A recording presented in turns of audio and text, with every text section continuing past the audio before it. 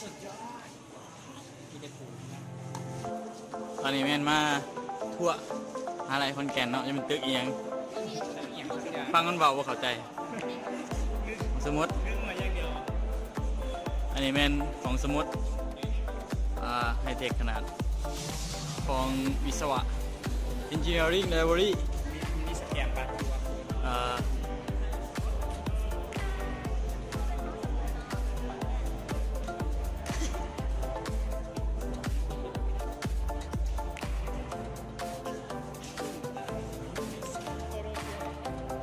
leading copy you can get a very beautiful like you do modeling here you want to get your professional from it นี่มันตึกคณะวิศวกรรมศาสตร์ขอนแก่น University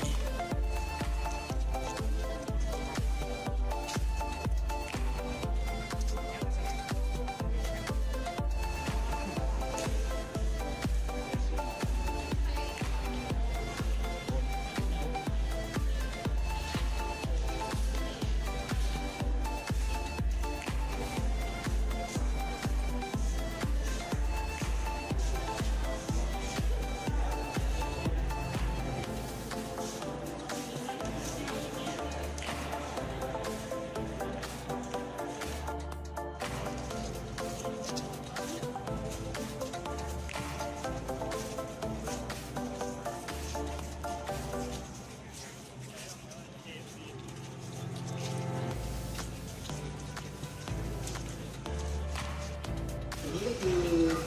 เป็นตัวงานโชว์เรานะครับที่เราไว้สำหรับไปนำเสนอเวลาเราออกงานออกบูธนะครับเราไปนำเสนอเพื่อให้ลูกค้าสามารถมองภาพว่าระบบ CMS คืออะไร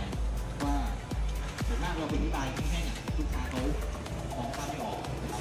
หลักการคือที่ออกยังไงนะครับอยู่ตัวนั้นนะครับเป็นตัวจำลองนะครับส่วนตัวใหญ่ขึ้นมาหน่อยนึงก็น้ำหนักก็อยู่ประมาณไม่เกินสัก70 กิโลกรัมนะครับส่วนตัวใหญ่ตัวนี้เลยความสูง22 เมตรนะครับตัวนี้22 เมตรน้ำหนักบรรทุกน้ำหนักการ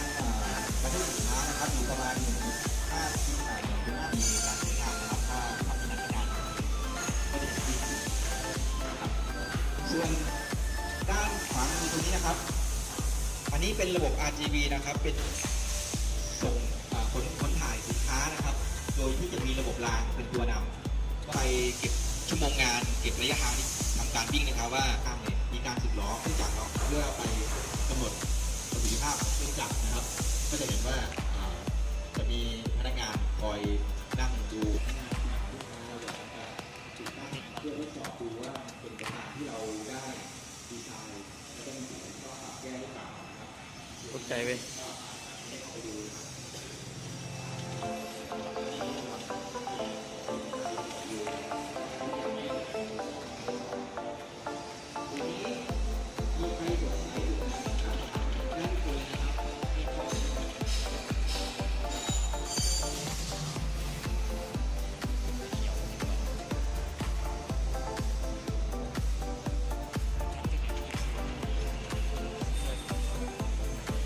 ข้างเว้ย